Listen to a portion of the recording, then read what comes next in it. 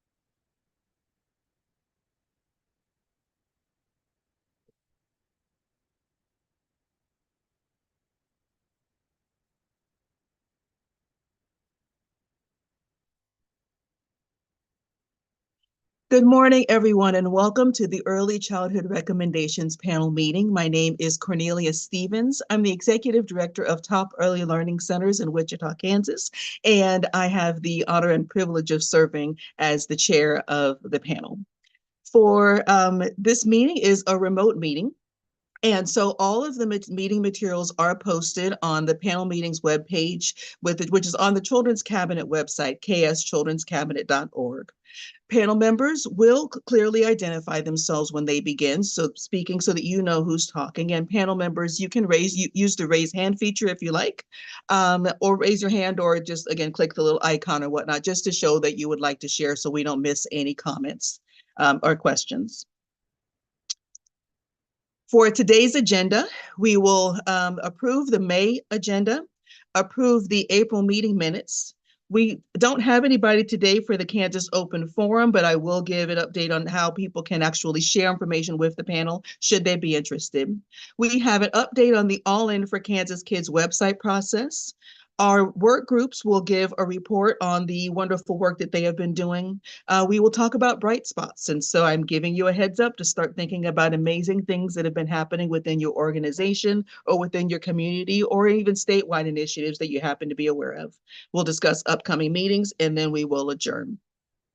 So the first thing that we need to do is approve the May minutes, the May agenda, sorry. And so Lindsay does an amazing job of sending out the agenda, the minutes, et cetera. And so we've all had a chance to review this ahead of time.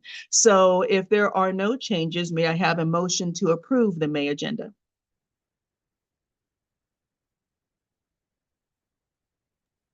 This is Emily Barnes. I move that we approve the May agenda. Perfect. May I have a second? This is Brenda Bandy. I second the motion. Thank you. All those in favor, thumbs up. Any opposed, same sign. Emily, was your thumb still hanging up because you were up, or did you oppose? I just hadn't put my hand down fast enough. There you go. That's okay. Okay, that's good. I just wanted to make sure I captured that. Thank you. Okay, perfect. We've had an opportunity to review the April minutes. Were there any amendments to the April minutes as presented? If none, may I have a motion to approve the April minutes? This is Tanya Kane. I approve the April minutes. Perfect. May I have a second? This is Amy Dean Campmeyer. I second. Perfect. All those in favor, thumbs up.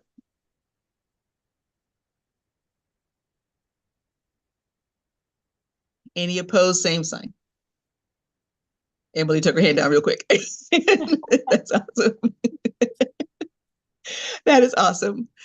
So as I mentioned, we do have the opportunity for Kansans to provide comments or recommendations or just feedback or whatnot to the panel.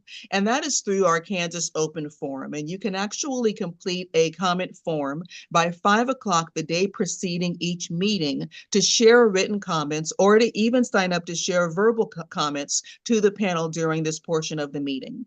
So if you are watching on our live stream and you have things that we need to consider in Kansas, you have new programs that you want us to know about, some idea of something that you think that we should be doing, anything that you think would be of interest, please go on ahead and fill out the Kansas Open Forum comment form, which again is on the Kansas Children's Cabinet website. We would love to be able to hear from you and learn about any new thoughts, ideas, suggestions, or whatnot you may have. Our first presentation today, our only presentation today, we're actually going to have more time for panel, our work groups to be able to meet today. So we are going to get an update from Sarah and Rachel, who are going to talk about the All In for Kansas Kids website and let us know how that process is going. So Sarah, I'll hand it over to you. Thank you, Cornelia. Hi, everyone. Sarah Gardner. I'm with the KU CPPR, and I wear a lot of hats in our Kansas early childhood system, but I'm coming to you today to talk about a system resource and how you can contribute to it and some open feedback about how it can be better useful for you and the children and families you serve and the communities that you work in. So, and I have my colleague Rachel Assistant with us, who many of you are familiar with. She's a contractor with KU. You're going to hear mostly from me, but she's on here just to help make sure I don't miss anything. So, Lindsay, we can go to the next slide. So I thought I would start a little bit with, if you've never heard of the All In for Kansas Kids website, it hasn't been promoted a ton because it's been a little bit of get things on it when it's helpful. And so most of the content that we have put on the site so far has focused on getting the accelerator, the Child Care Capacity Accelerator grants out. But the intention of the site back when it was envisioned in 2020, when things happened in the world, was to be a centralized place for families, communities, and professionals to access resources that weren't necessarily linked to one state agency, to one organization. It's meant to be the sort of front door of the Kansas early childhood ecosystem. And so I'm going to talk through a little bit about what that means. So just kind of overview of some of the goals of the site. It's intended to be dynamic, which means it's evolving and relevant, which is most important. We don't want to put up another resource online that is outdated at any given time. And most importantly, we want it to be a welcoming source of information. So as best we can, we're trying to minimize acronym usage, although I have clearly used acronyms all throughout this slide with AIFKK. But it's meant to be really approachable and accessible for the folks for whom it's meant to benefit. To be an online presence for the collaborative effort. So, everything that's sort of supported by All In for Kansas Kids, which is meant to be for the people, by the people, of the people, so to speak. So no one single agency or organization is owning it or represented on it solely. To also be a home base for strategic plan work. So as many of you know, we are updating our strategic plan as a grant deliverable of our 2023 PDG planning grant. And so it's meant to be a home for sharing updates on what that process is like. And then really, really importantly, and I'll talk about this a little bit later too, it's to amplify partner efforts and initiatives. And to help be kind of a wayfaring place for folks to go if they don't know where to go. I liken it to the information desk at the airport. You know your terminal and you know how to get there, you should go there. If you don't, you can come to the information desk, the All In for Kansas Kids website, and hopefully it directs you off. It doesn't duplicate the information, but it directs you off to where you need to go. Next slide, Lindsay. Okay, so these are some screenshots, and I thought I would actually kind of just take you through the site right now. And I will warn you, it's not terribly impressive right now, but that's why I'm here, to hopefully help you all, help us change that. So Lindsay, I'm gonna do that if that's okay. Let's make sure I can do this. Did that work?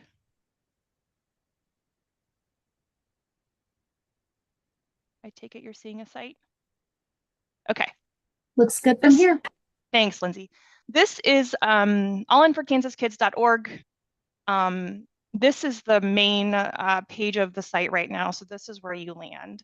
This is all going to be updated in the next couple months. And so what you're seeing here is going to change. We've realized that there is some not great navigation supports, and there's also some language that needs to be updated. But essentially at the top, you will always see a families. This will be changed to professionals, not providers. Families, professionals, and communities. Those are the three main audiences for the site. So you will always see those at the top.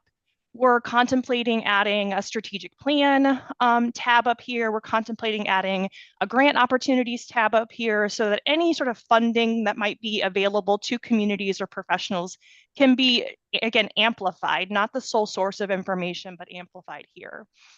And then on the page, at the bottom of the page, there's always a link to the contact form. So anybody who has any questions or suggestions can use that form. We've got the All In for Kansas, or the 1-800-CHILDREN resources on here. So within the page, you click on the families page. We've got some information, and I'm going to talk through what these are meant to be, but I just wanted to kind of orient you to it's meant to be simple, right? It's not meant to have a bunch of program tabs. It's really meant to say, I'm a professional, I'm a family or a caregiver, and I'm representing a community, and that's how I'm going to get to this page. So I will stop and ask you, Lindsay, to pull back up the deck.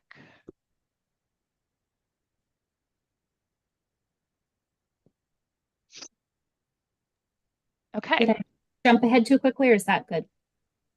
Oh, no, that's perfect. Thank you. So as I mentioned, these main audiences, I know this is really small, so you will, obviously get this as part of your follow-up materials, but for the main audiences, what might they find on this site? So you can be thinking about the kind of information to go on the site. For families, how to just connect. Again, if they don't know where to go and where to get resources, we're talking prenatal, maternal child health supports, childcare supports, home visiting, developmental health. And you're seeing stuff that you're like, well, we do that. I'm thinking of like Childcare Aware, which has the resource and referral. Yes, this is just a, hey, childcare, go here. They're going to help you. So it's about that wayfaring and really helping families get where they need to go.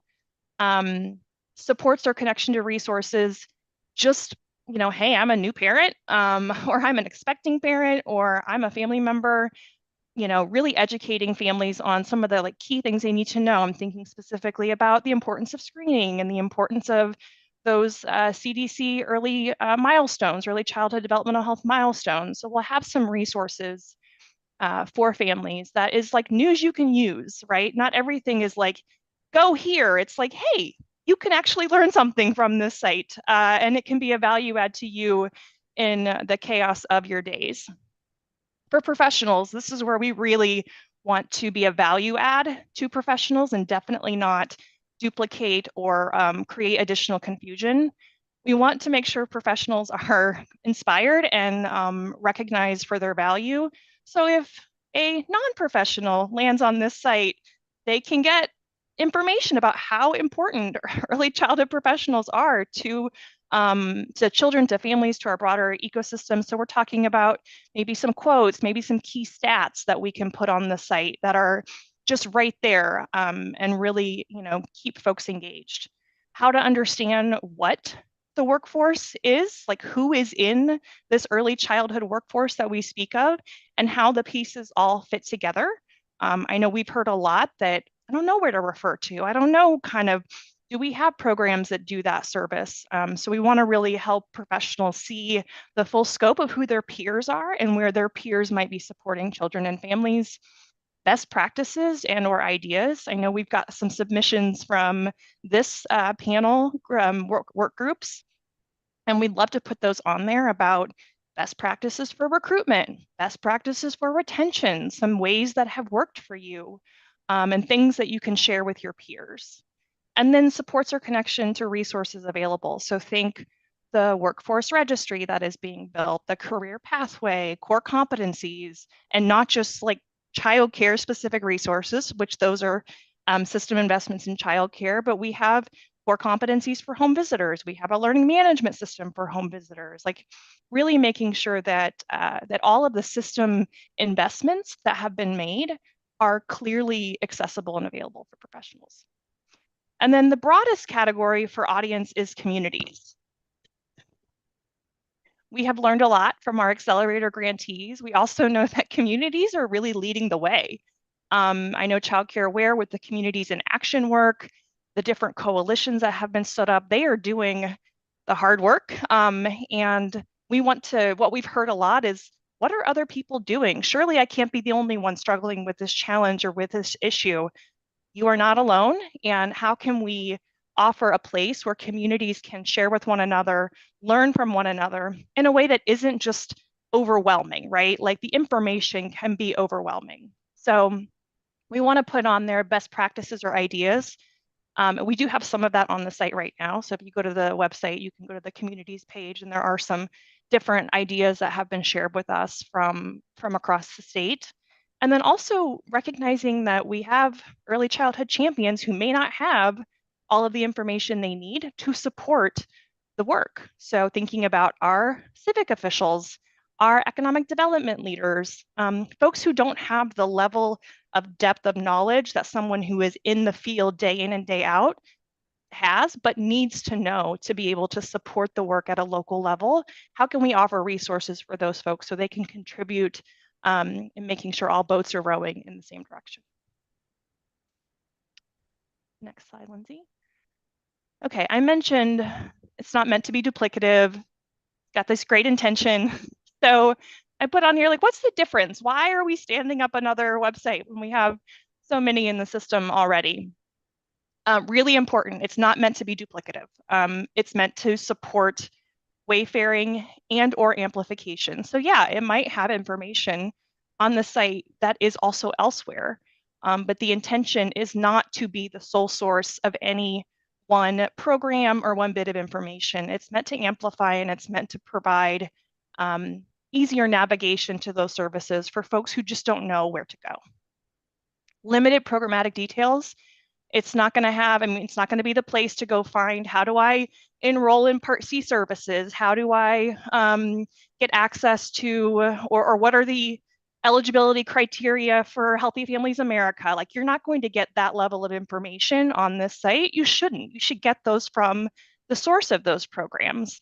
But the site can certainly help you understand context and can help folks get to where they need to go so they can get all of that information. Warm, inviting language. Not that our state agencies don't have warm, inviting websites, but this is not compliance driven, right? We are not intending to meet any kind of federal requirement or any kind of state requirement. Our agencies have a lot of masters who are helping them or directing them and telling them what to put on sites. We don't have that.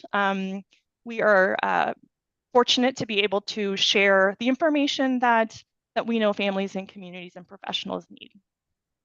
Also meant to show cross-agency, cross-partner, cross-system connections. Families don't just experience our system program at a time. They are dynamic and complex, and their needs are dynamic and complex. And our system is going in that direction to help meet those needs. And the site can help convey that universe of services. It's also a connection to the weekly email that comes out and the monthly webinars. So not sure where to post something, but it's important for families you serve, communities you work in, professionals you support. This could be the place for you. All right, now to, okay, Sarah, I'm sold. How do I participate? What's this all about? Okay, so there is a process document, and you're going to get that document after the meeting. So you'll get access to that document. The current steward of the website is our team at KUCPPR. I say current because obviously that could change, but that is our role right now. So that's why you're going to see a lot of activity in terms of the process with our team at KU. We'll provide some content review, and then our team does maintain the website and helps provide any design edits.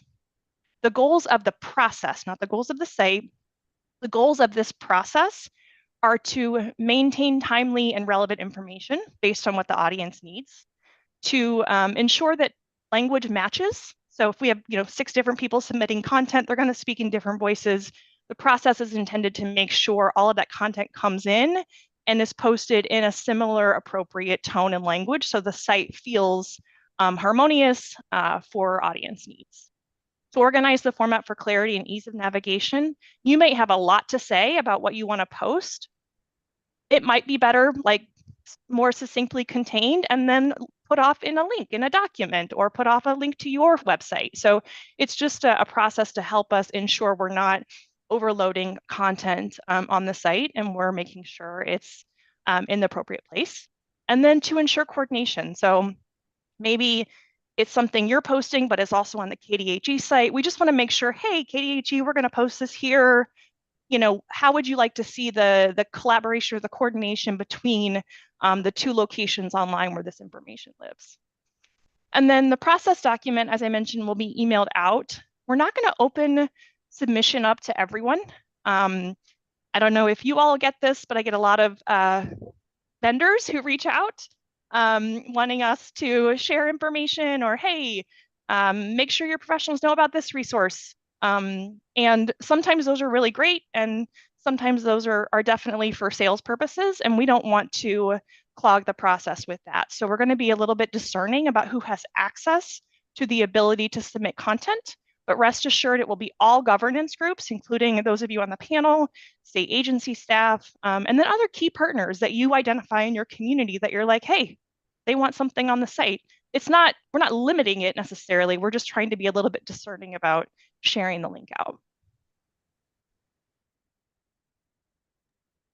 Go to the next page, Lindsay.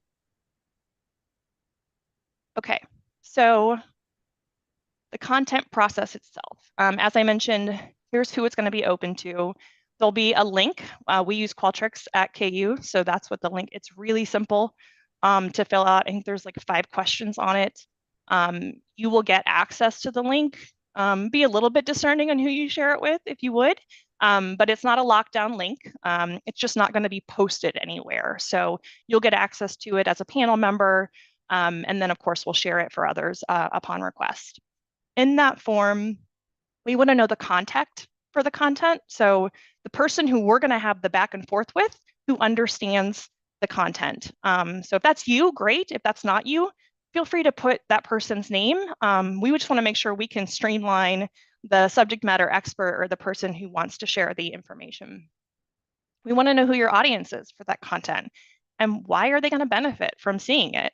I think the question we always ask is it adding value? Is it adding value, or is it, I think our team does this too, but like, I want to say this to people. That's great. Do they want to hear it? Do they benefit from hearing it? it's a little bit of an ego check, but I think it's really important that we do that to keep information streamlined and really adding value to our ecosystem.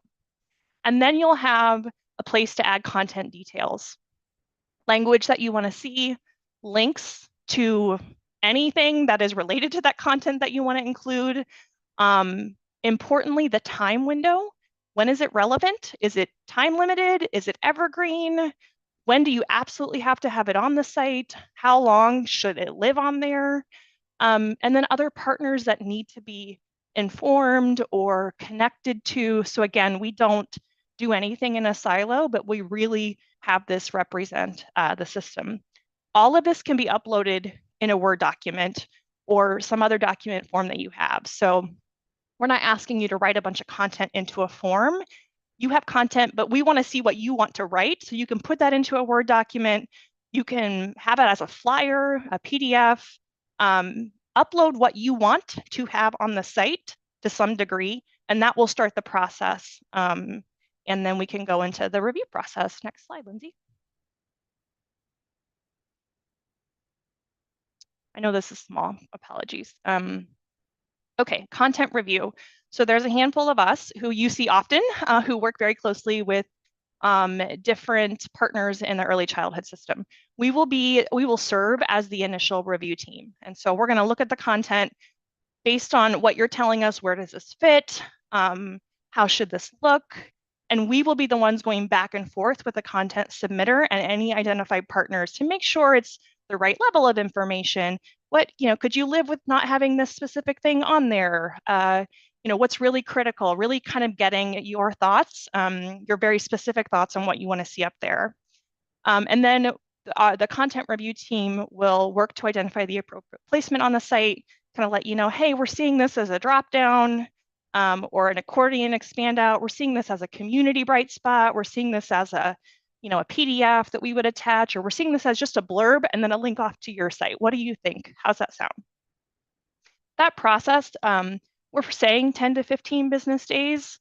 It's probably less than that, but it just gives us the appropriate time because, there's different times of the year when more is going on. If you need something up more quickly than that, it's not a no, it's just reach out and tell us. But if you're submitting through the process, this is kind of the expectation of when you would be able to see it back on the site. Posting, our design team has a lot of work on their plate. So they're saying 5 to 10 days, and that's just to make sure it's formatted right. If we have to put it into a different format, accessibility concerns, which that's a real thing. We want to make sure it meets accessibility standards. So that team will post after it's reviewed. And then you'll get an update back. Hey, it's going to go up on this date. And for right now, we're expecting it to live for 6 months. That changes, we'll let you know. And then maintenance. Every good website that is relevant and timely has to be maintained. So our team will review the content no less than quarterly. We might review it more often than that, depending on how frequent we get submissions. And then we'll communicate back any changes to you so that you're aware. But you can also reach out and recommend changes at any time. So you don't have to wait for that. You can say, oh, actually, we changed this and the date has changed. Please update this. And we will make those changes as quickly as we can.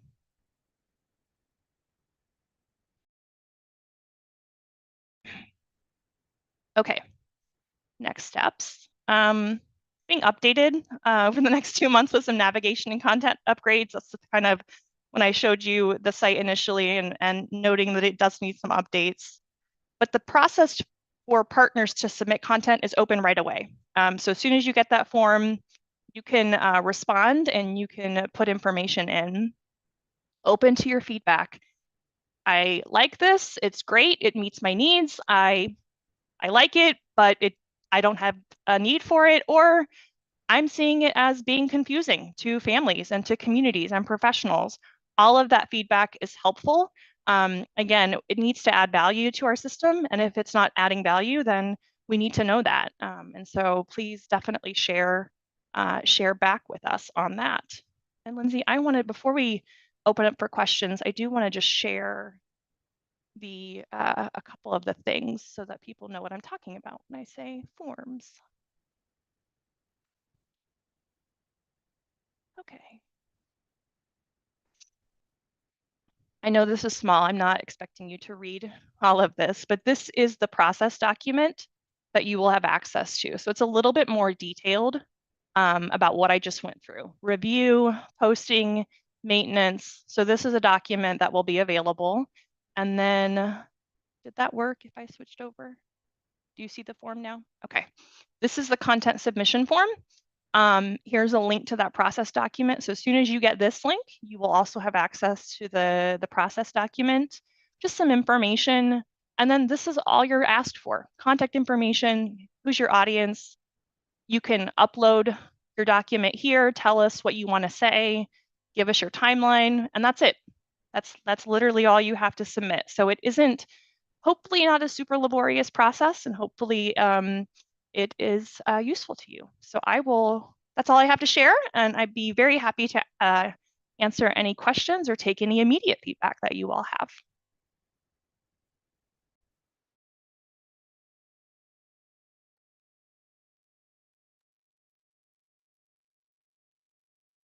Any questions or comments for Sarah? This is Maritas. Sarah, thank you so much for sharing. I see that this website is currently live right Yep, now. that's right. I'm looking at it and I really appreciate it. I'm excited for this project. Great, thank you. I was waiting for the but, Marita, so that's super helpful. Very good. Amy, go ahead. Hi, this is Amy Gottschammer. So I just noticed as we quickly saw the application form, there is a start and an end date. Yep. What if we kind of felt like it was broad and didn't necessarily have a specific end date? What are your thoughts there? Just put NA or tell us that. It's not I don't think it's a date field that you have to put in a date. So yeah, we know there's going to be evergreen content that stays up there. It's really more of a mental check for you to be like, hey, maybe this will need to be updated from time to time. So we are mindful of keeping the information super relevant, but that's absolutely, we would expect several of the pieces of content to be something that lives longer. Do you think that at some point you would come back, annually or at some point and ask each representative contact to review their section just for, to make sure that it is timely and still current information? There aren't any broken links, things like that. Yeah, so broken links we will absolutely be aware of Oh, you just will. in our regular maintenance process. We hear a lot about broken links, so people are certainly not shy about sharing that information.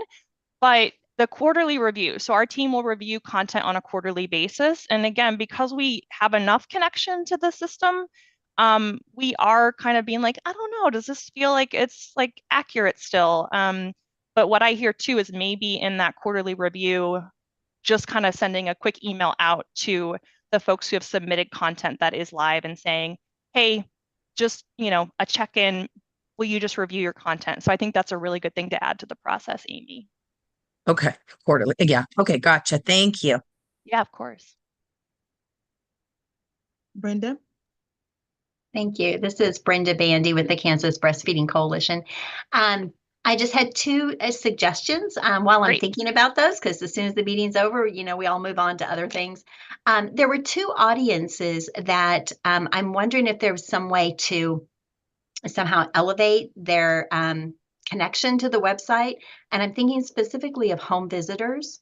When I think of the professionals, it seems very tailored. It's obvious for childcare providers, but we know that home visitors are a part of this, and I'm just not sure they would see themselves in that particular tab. The second group is employers. Obviously, I'm skewed because we're with the workplace task force that's working on this. But when I think of communities, I'm not sure employers are going to see themselves in that area. So those are my two suggestions. Thank you, Brenda. That's really, really helpful. The home visitors, we actually have had that feedback quite a bit. We think we say professionals and it covers everyone, and it's like it doesn't really. Like, people still see it as really childcare focused. So appreciate that intentionality, and I definitely think we should we will be making some updates to the sort of professionals tab, and maybe it's just workforce. Maybe professionals is the wrong word. Maybe workforce is the right word there. So that's really, really good feedback. And if you are connected to home visitors, definitely let's test write it. Or like let's just make sure it speaks to them, and what language can we change. So appreciate that. And then yes, employers. I wrote that down. They are their own unique audience. So yes, thank you, Brenda. Natalie. Good Natalie. morning. Hey, this is Natalie McLean with KSDE. I know a question that I get a lot from programs is, what other funding sources are there? Where can I find? So I really like the idea. You had mentioned possibly a funding tab. Really like that idea. Great, thank you, Natalie.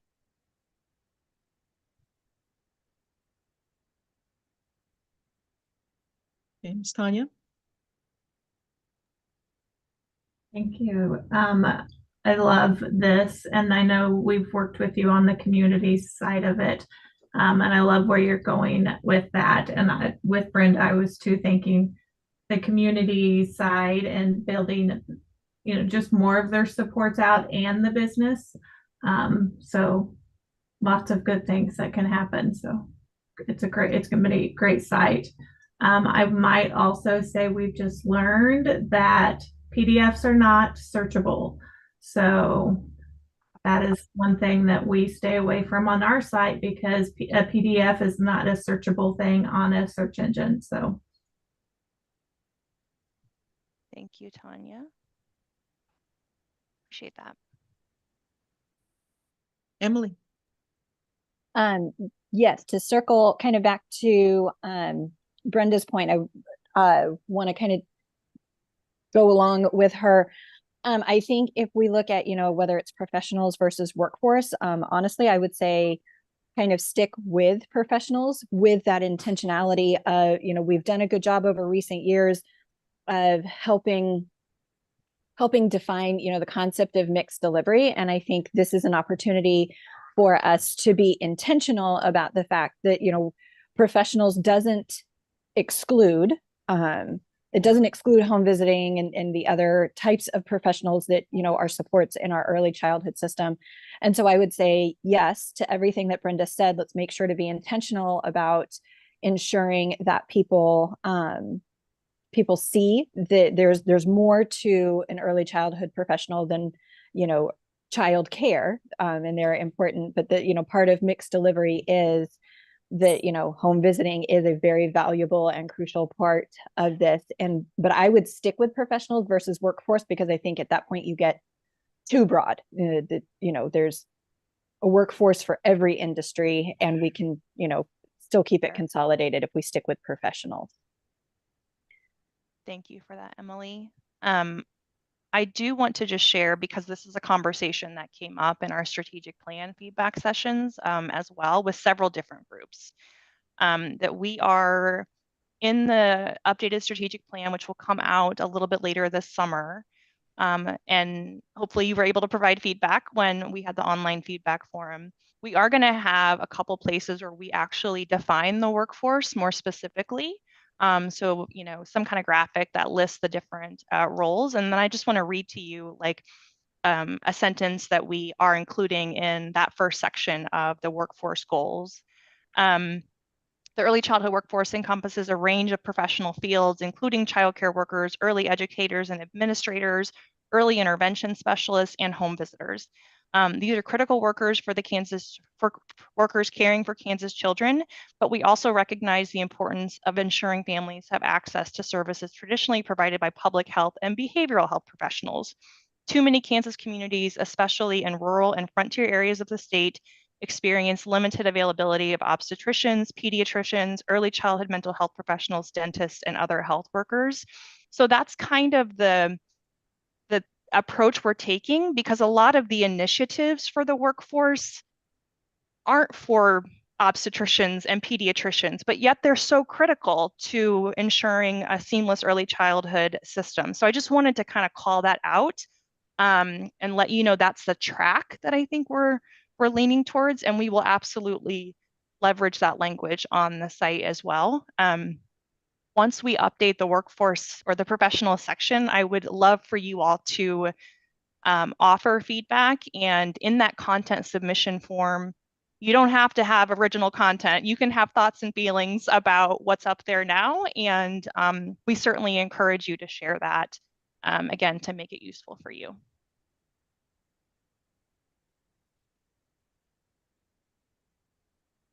Tanya. I just had one last thought, Sarah, and I don't know if it's helpful. I have the All In for Kansas Kids website pulled up, but I also have our website pulled up. And when you talk about providers versus professionals, we use providers on our website just like you do. But if we all get consistent, if possible, if we're all going to move to professionals, or whatever that wording is, I think that helps the field if we all can try to somewhat use the same headings on our website. So I guess that's just my thought. I was like, well, if you guys move to professionals, then me having our communications people also change our headline up to professionals, so that we keep linking up across all websites, so people get used to seeing that and that term. So just a thought.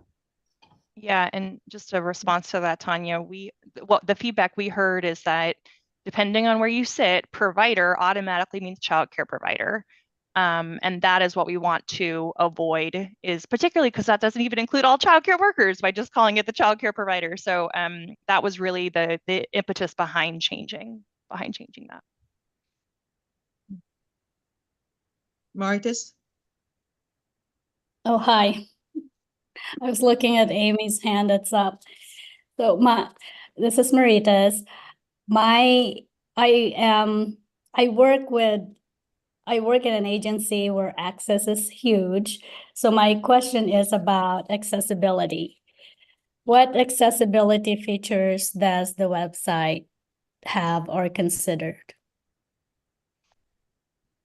I am not the right person to answer that, but I will absolutely take that question back to our design team. So from when I say accessibility standards, I'm really talking about like requirements that all federally funded communications have to have, which is readability, background colors, font sizes, things like that. So those are standards our team knows really well. But kind of knowing what your work is, Maritas, I think we will maybe expand that definition, and I'll go back to the team and see what we can do to make sure that we're thinking as broadly as possible about that. So thank you. Thank you. Amy. I was just going to add sorry, this is Amy Gottchammer. I was just going to add another thought about professional versus workforce, just that I think that professional can lend sort of an implication of a subject matter expert versus somebody they may just be an unskilled laborer in any field and maybe a part of the workforce of any workforce in any field.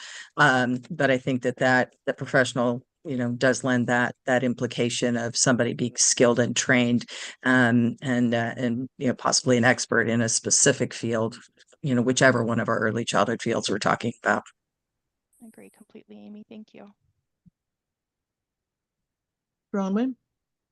Yeah, good morning. This is exciting to see. And as I reflect on the website, I'm wondering how higher education can contribute, be a part, where information can be shared and that's happening at our institutions, and how we can be supportive and engaged. Thank you, Bronwyn. I think there are lots of ways we can imagine what professionals would need to know about resources coming from higher ed, and just how to engage in that connection. I think makes a lot of sense. So we can certainly talk more about that. Yeah. Thank you. It feels like we get separated or siloed, and we need to be more inclusive. I'm speaking from the higher ed side, needing to be more inclusive. And so anything we can do to be of support. I love that. Let's brainstorm. Thank you. And it reminded me, you guys have work groups that are, one's focused on recruitment retention, one is focused on compensation. And I know we're talking to those work groups about how do we get information that they are producing on the site for professionals. And I think a lot about professional development, broadly speaking, like what's the CTE pathway? What's the CDA pathway? What are recruitment tactics that do involve that really involve higher education being a partner at the table, and what are retention tactics that really involve higher education being at the table, as well as just promotion of what Amy referenced as really subject matter and highly skilled work. So thank you. One final comment, Cornelia, and then I'll turn it back over to you guys. Tanya mentioned, I think a couple of you mentioned, like, this is great. It will only be great if people like you contribute to the site and hold those of us managing it accountable for making sure it's adding value. So that is my plea to you. I know everyone's busy, but if you're not going to the site, chances are your families and your workers in your field aren't going to it either. And so why is that? And do you need it? Do you not need it? That information is really helpful for us to have to make sure it feels like it's a value add. So thank you so much for allowing me to come share.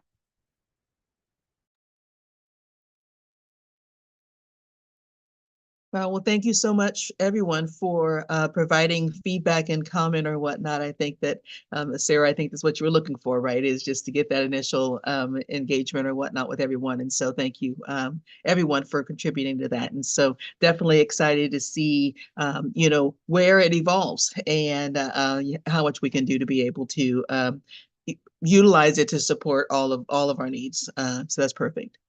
So, next, we are going to talk about updates, provide updates from our work groups.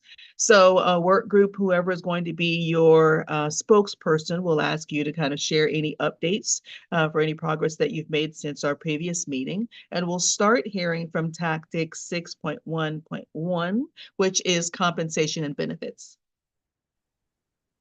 Good morning. This is Heather Schoberger at the Kansas Head Start Association. Our group met following the panel meeting last month and continued our discussion around how to identify potential opportunities and solutions related to benefits for the early childhood workforce.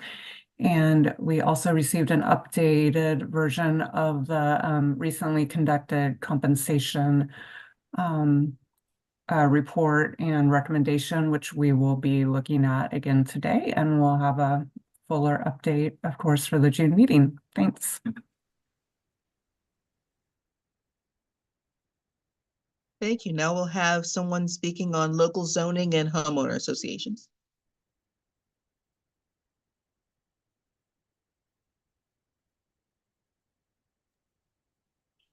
Not sure if anybody who was going to speak. I can just real quick. We just finished getting our survey information, or the survey for the homeowners association.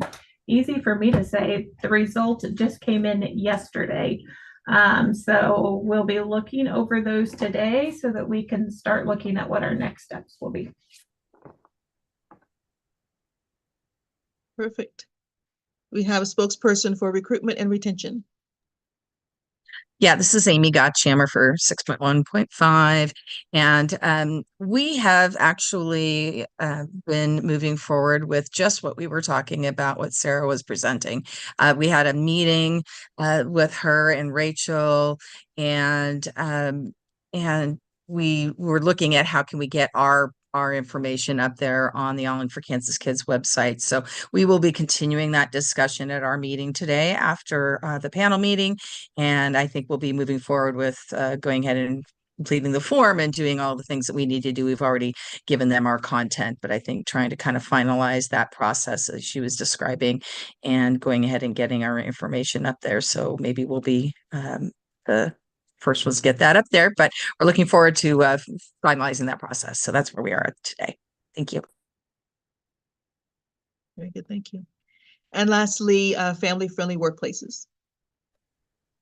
Good morning. This is Dana with KCSL speaking for the group. So First of all, isn't what we do really fun when in the big picture? I mean, it's grindy sometimes, but man, and Sarah, you threw my whole spiel off now because this is actually something we've been working. We grew our original recommendations to a 12-page document, and then when we last met, we kind of stepped back and thought we probably ought to pare that down a little bit.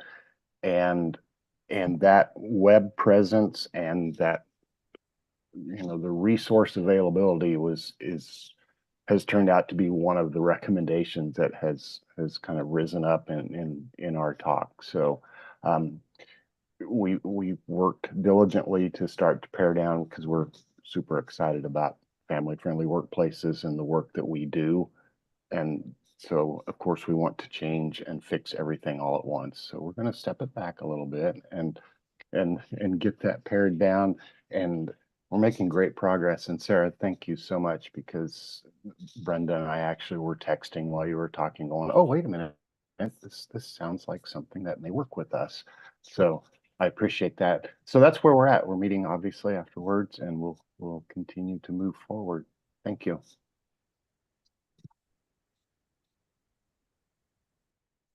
Perfect. So thank you all for all of the updates. When we break out, after we have our break, we're not quite there yet, but one of the things that we'll ask you to focus on is the presentation that you'll give on the June 21st meeting.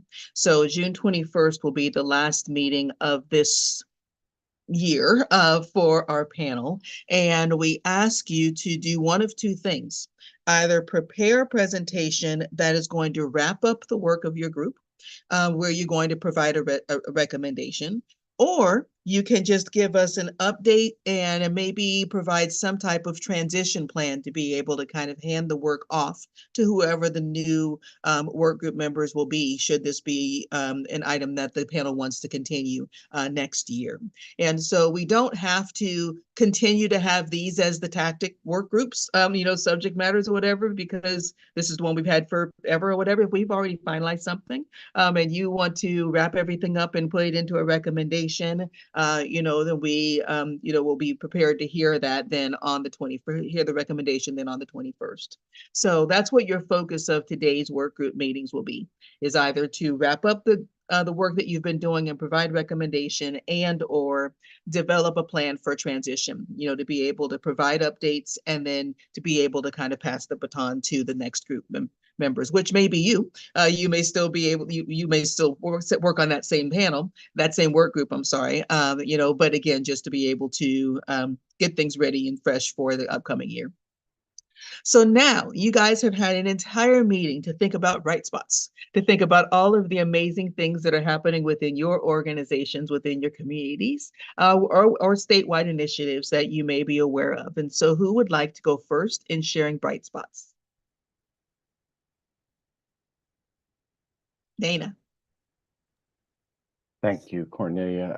I have a couple. First of all, Marie, your cat does not seem nearly as impressed with this work as I am. So, but just saying, because my orange cat's the same way. So, so I want to shout out to Brenda, who, we between she and I, we run all over the state talking about family-friendly workplaces, and she presented to the Western Kansas SHRM chapter. I was not able to make it, unfortunately, but out there talking about family-friendly workplaces.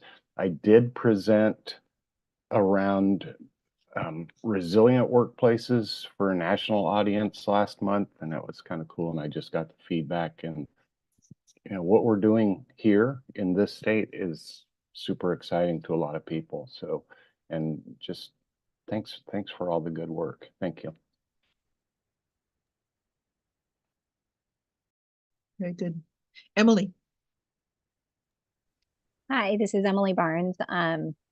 Just wanted to let everybody know that KAC, Kansas Action for Children, is hosting, along with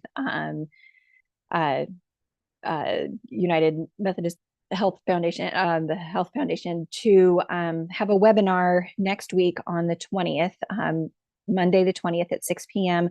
Informational webinar with information about the upcoming CCDF and KDHE changes, the public hearings that are happening at the top of June.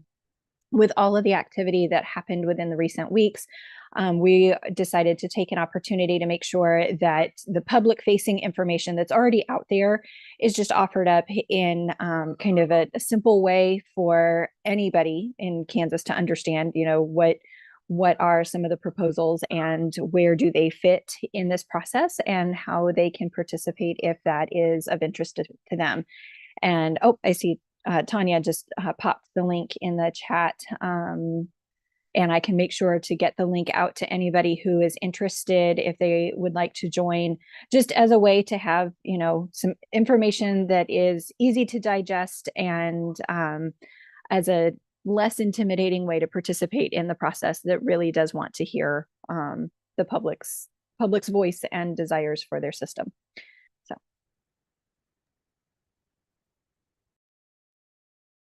Thank you, Emily. Brenda?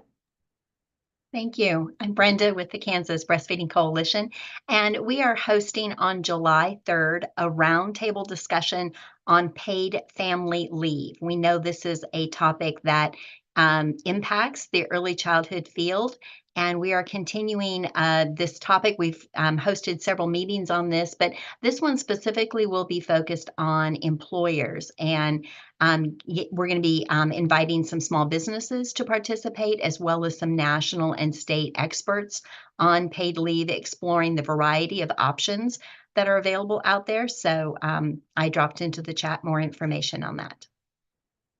Oh, and it's 9 o'clock on July 3rd. It's only 45 minutes, fast paced.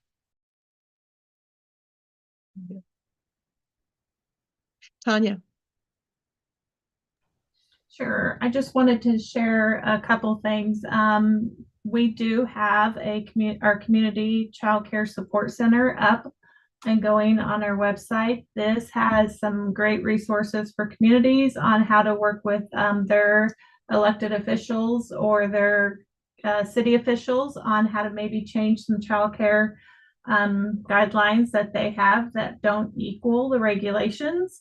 Some step-by-step guidelines. It also has a link to the local child care coalitions across the state. So that there's a map you can click on your county, and if they've given us permission, it's going to give you the contact information for who is the child care coalition person in that county. We continue to update that as we get additional child care coalitions to give us that information. The other exciting thing we have, and we'll let you know as soon as it is done, is we are doing a business link too, that we are working with businesses for them to tell us their story about how they are working with child care provider or child care, if they're starting, what ideas they have. So we'll be doing some interviews and working with them to get a business page that's similar to the community. So it's coming soon. We're in the middle of interviews with businesses right now.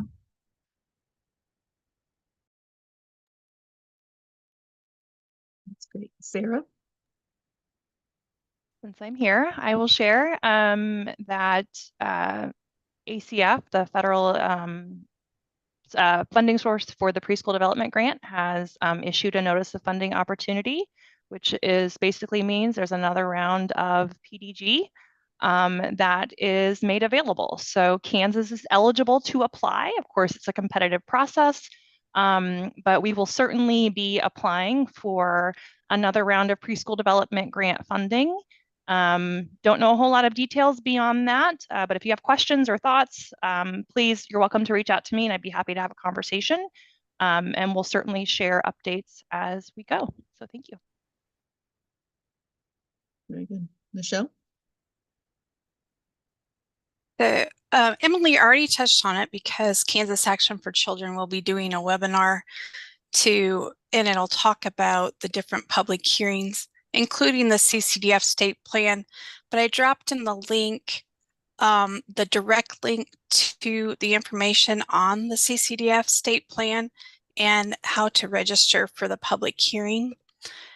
We will be doing a webinar for the public hearing, but in advance, any comments, questions are welcome too. And the information on how to submit those is in that link too. Thank you. Tanya.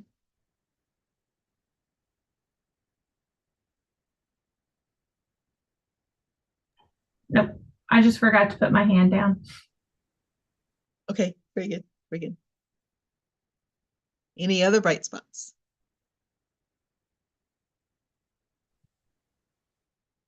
Everybody good? Okay, if none, thank you, everyone.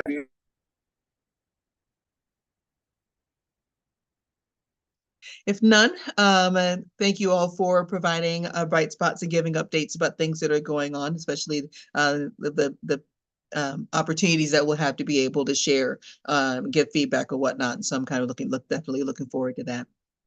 So as a reminder, if you have agenda items that you would like to recommend, you can complete the agenda resource form that's available on the panel SharePoint Hub. That link is sent out with our meeting information from Lindsay each month. And so we would love to get your input if you have things that you think, anything that's going on that you are aware of that you think might be good for people to hear and learn more about. Please fill that out. Lindsay works hard each month to be able to come up with topics and things that may be of interest. And so we would love to have your contribution if in fact there's anything that you would like that you think would be great for people to know more about. The next Children's Cabinet Trust Fund meeting is June 7th from 9 to 12. It is going to be live streamed on the Kansas Children's Cabinet Trust Fund YouTube page. And our next Early Childhood Recommendations panel meeting is going to be on June 21st at 9 o'clock. As a reminder, again, you will be giving the final recommendations or giving the final updates on your work groups and helping provide some guidance in terms of transition to the upcoming year. So with that being said, we are going to adjourn. We're going to take a 10-minute break. So it is 10 o'clock, it's 9:59, but we're going to call it 10 o'clock. And we're going to take a 10-minute break. So at 10:10, you will then come back to this same link and you will go to your breakout rooms and so that you actually have plenty of time today to be able to kind of work and hopefully wrap things up. So thank you all for dedicating your time this morning to meet with us. Thank you anybody who has been watching on live stream, and for all of you, thank you for your passion and commitment to the children and families in Kansas. You know, we do some amazing things, and I love listening to our meetings every month because you can hear about all the great things that's happening in Kansas, and you know that we're making a difference. So thank you all for all you do. Enjoy the weekend, and we will see you next month. Bye, everyone. 10 minutes.